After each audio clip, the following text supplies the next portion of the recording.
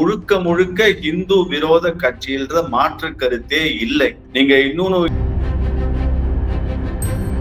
உண்மையான விடியலுக்கு மக்கள் எதிர்பார்த்து காத்து கொண்டிருக்கிறார். 5.5 லட்சம் கோடி இருந்து இப்ப 8 லட்சம் கோடி வரைக்கும் கடன் வாங்கிதான் இந்த குழுவின் கொடுக்கிற 1000 ரூபாவை நீங்க கொடுத்துட்டு மக்களோட சொத்து வரியை ஏத்துனீங்க. வர வந்து பார்க்கக்கூடியவர்களை அவர்களுடைய ஜாதி பெயரை சொல்லிதான் அவங்க பேச ஆரம்பிக்கிறாங்க. நீ இதுதானே நீ ஆல்ரெடி நிச்சயமாக களம் என்பது அவர்களுக்கு சாதகமாக இல்லை. ஒன் வாய்ஸ் வீடியோஸை லைக் பண்ணுங்க, ஷேர் பண்ணுங்க, சப்ஸ்கிரைப் பண்ணுங்க and மறந்துடாம பெல் பட்டனை பிரஸ் பண்ணுங்க. அன்பு ஒன் வாய்ஸ் தமிழ் நேயர்களுக்கு வணக்கம். நம்முடன் இன்று இணைந்திருப்பவர் ஊடகவியலாளர், ஊடகங்கள்ல அரசியல் விமர்சகர், ஊடகங்கள்ல ஒரு டிபேட் நடக்குது அப்படின்னா தைரியமா எந்த மாதிரியான கருத்துக்களை யார் முன்வைத்தாலும் தன்னுடைய கருத்துக்களிலிருந்து சிறிதும் பிழறாமல் அடுத்தவங்களுக்கு நெட்டி பொற்றில் அடித்தாற்போல் சொல்வதில் வல்லவர்னு சொல்லலாம். அவர் திரு ஸ்ரீராம் சார் அவர்கள். சார் வணக்கம் சார், உங்களை வரவேற்பது. வணக்கம், ரொம்ப நாள் ஆச்சு. உங்களுக்கும் நேயர்களுக்கும் வணக்கம்மா. சார், திமுக இந்து விரோத கட்சியா சார்? 200% மாற்று கருத்தே இல்ல. இந்து விரோத கட்சி, இந்து விரோத கட்சி, இந்து விரோத கட்சி. எப்படி சார் நீங்க எப்படி சொல்றீங்க ஆணித்தரமா? இப்ப முருகர் மாநாடுலாம் அவங்கதான் ஃபர்ஸ்ட் நடத்தினாங்க. அதுக்கப்புறம் தான் இந்து முன்னணியே முருகரை கையில எடுக்கிறாங்க. நான் சமீபத்துல ஒரு ஊடகத்துல சொன்னேன், அவங்க குழந்தையும் கிள்ளி விட்டு தொட்டிலையும் ஆட்டுவாங்கன்னு.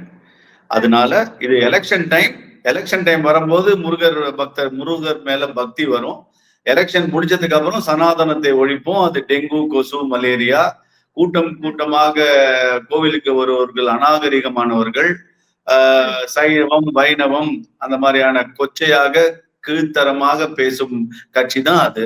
சோ அந்த கட்சியை பார்த்து நீங்க எப்படி அது இந்து விரோத கட்சி இல்லைன்னு சொல்லலாம்? இவங்க ஏதோ குடமுழுகு பண்ணிட்டோம் கூட, அது எதுவரான துறைன்றது எதுக்காக இருக்கு? அதை பார்த்து கொள்ளதான் இருக்கு. அது அவங்களுடைய கடமை. அது அவங்க செய்வதாலேயே, அதுவும் அவங்க பணம் கொடுத்து பண்ணல, நம் காணிக்கையாக செலுத்தக்கூடிய பணத்தை வைத்து அவர்கள் செய்கிறார்கள். அதுல எந்த ஒரு பெருமையும் இல்லை. அது அவர்களுடைய தலையாய கடமை. சோ அந்த கடமையும் பெருமையும் அந்த ஸ்டிக்கர் ஒட்டிக்கூடாது. இது முழுக்க முழுக்க இந்து விரோத கட்சியில்ற மாற்று கருத்தே இல்லை. நீங்க இன்னொன்னையும் கொஞ்சம் வாட்ச் பண்ணி பாருங்க. ஏதாவது ஒரு நலத்திட்டங்கள், முதலமைச்சர் அரசாங்க நலத்திட்டங்கள் கொடுக்கும் போது அந்த பேப்பர்ல அட்வர்டைஸ்மெண்ட் வரும், நீங்க பார்த்திருப்பீங்க. தவறாக சொல்லவில்லை, ஆனால் எவ்வளவுக்குள்ள அவங்க இந்து, அவர்களும் நம்முடன் வாழக்கூடிய தமிழர்கள், மாற்று கருத்தே இல்லை. இன்ஃபேக்ட் அவங்களும் கூட இதை மனசார ஏத்துக்க மாட்டாங்க. ஆனா முதல்வரோட ஏதாவது ஒரு இஸ்லாமிய குடும்பமோ இல்ல ஒரு கிறிஸ்துவ குடும்பமோ தான் அந்த போட்டோல இருக்கும். ஏன்னா இவங்க விளையாடுவது அந்த சிறுபான்மையை ஓட்டு, இவர்கள் செய்வது மதவாத ஓட்டு. இவர்கள் பாஜகவை பார்த்து மதவாதம்னு சொல்ற இவங்க சிறுபான்மையர்களை திருப்திப்படுத்த, சிறுபான்மையர்களின் ஓட்டை வாங்குவதற்கு இதைதான் செய்து கொண்டிருப்பார்கள். அந்த பேப்பர் வரக்கூடிய அட்வர்டைஸ்மெண்ட்ல கூட இந்த இரு மதத்தை சார்ந்தவர்களோட தான் முதல்வர் போட்டோ கொடுப்பாரே தவிர, நீங்க ஏதாவது ஒரு இந்து குடும்பத்தை வைத்து அவர்கள் போட்டோ கொடுத்திருக்காரான்னு சொல்லுங்க.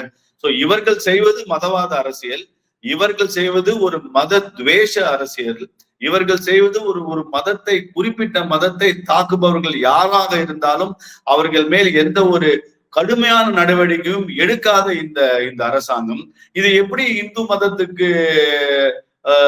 மதத்தை ஏற்றுக்கொள்ள அரசாங்கமா நீங்க பாப்பீங்க? அதனால திருப்பி சொல்றேன், இது இந்து மதத்தை எதிர்க்கும் அரசாங்கம். திமுக என்பது இந்து மதத்திற்கு எதிரான கட்சி என்பதுதான் என்னுடைய நிலைப்பாடு. சார், ஒரு 75 ஆண்டு காலமாக சுதந்திர இந்தியால நம்ம இருக்கோம். இந்த 75 வருஷங்கள்ல இவங்கதான் திராவிட கட்சிகள் தான் மாறி ஆண்டு வராங்க. அன்னில இருந்து இன்னி வரைக்கும் தீண்டாமை ஒழிப்பாக இருக்கட்டும், சமூக நல்லிணக்கமாக இருக்கட்டும், இல்ல சமூக நீதினு சொல்லி வராங்க.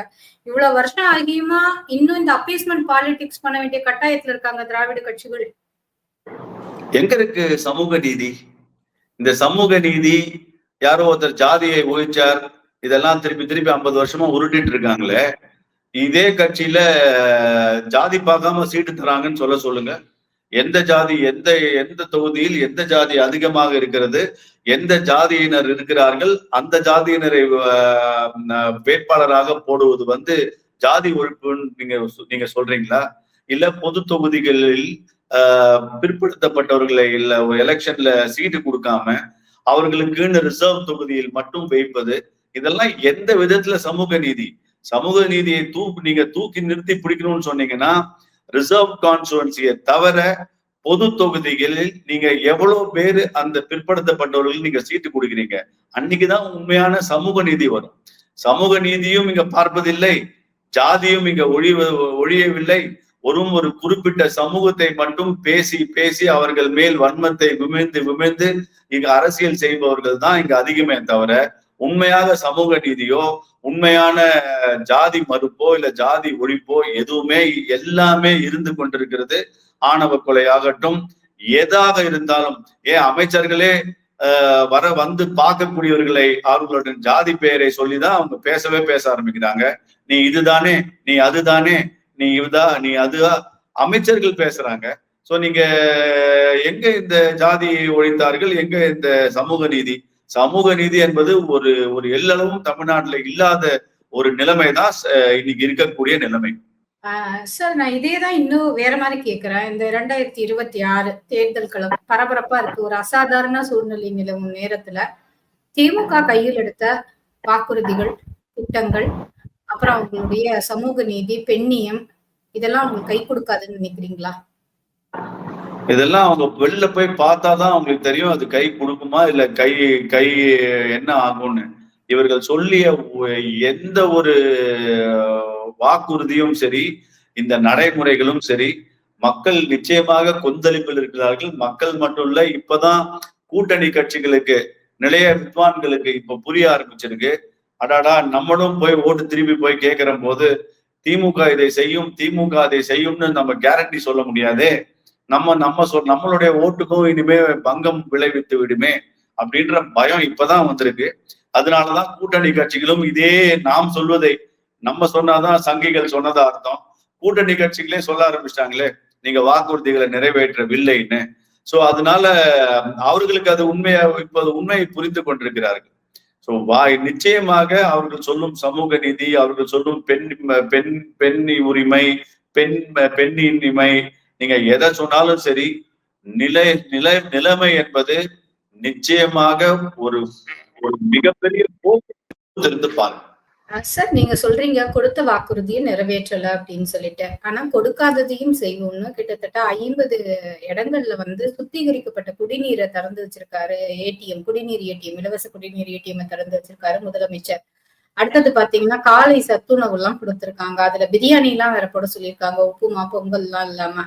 சோ இந்த மாதிரி இவ்வளவு ஒரு நல்ல முயற்சிகள் எல்லாம் தமிழக அரசு மக்களுக்காக வருகிறது. மருந்தகம் எடுத்திருக்காங்க, முதல்வர் மருந்தகம் எடுத்திருக்காங்க, வீடு தேடி மருந்துகள் வருது.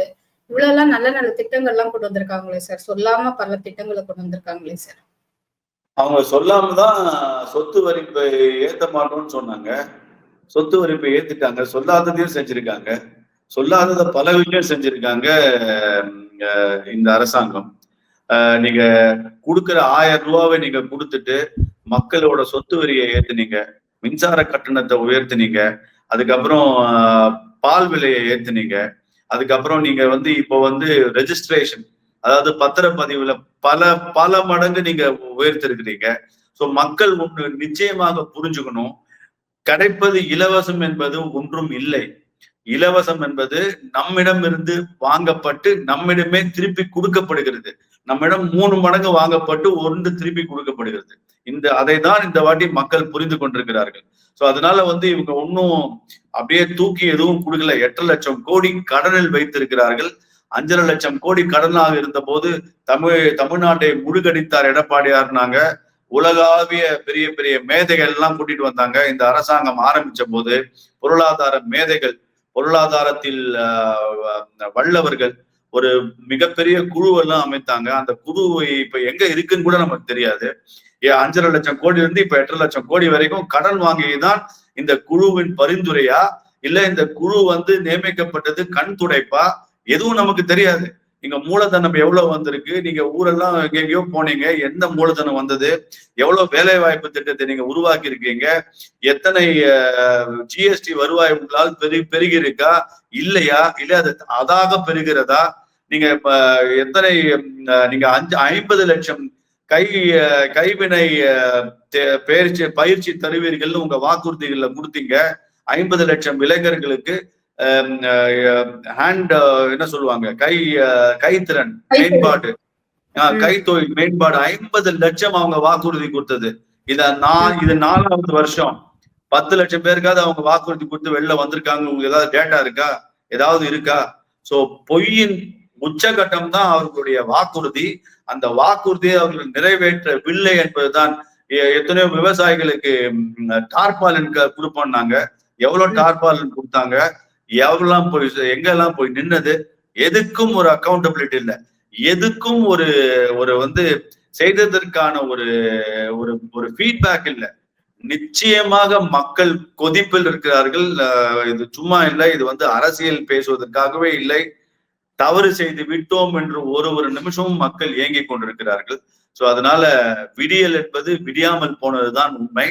உண்மையான விடியலுக்கு மக்கள் எதிர்பார்த்து காத்து கொண்டிருக்கிறார். சார், நீங்க இவ்வளவு வாக்குறுதி நிறைவேற்றல, அதெல்லாம் நிறைய சொல்லிட்டீங்க.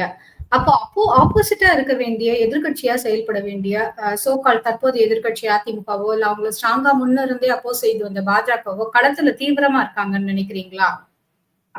எனக்கு இனிஷியலா இவங்களை கொஞ்சம் ஃப்ரீயா தான் விட்டுட்டாங்க. பாஜக தவிர அதிமுக கொஞ்சம் இன்னும் கொஞ்சம் ஸ்ட்ராங்கா அவங்க இனிஷியலா இல்லை என்பதுதான் என்னுடைய பார்வை. ஆனால் நிச்சயமாக இனிமேலாவது அவர்கள் இப்ப கொஞ்சம் திருப்பி ஆரம்பிச்சிருக்காங்க கொஞ்சம் அக்ரெசிவா இருக்கிறதுக்கு. பாஜக உண்மையாகவே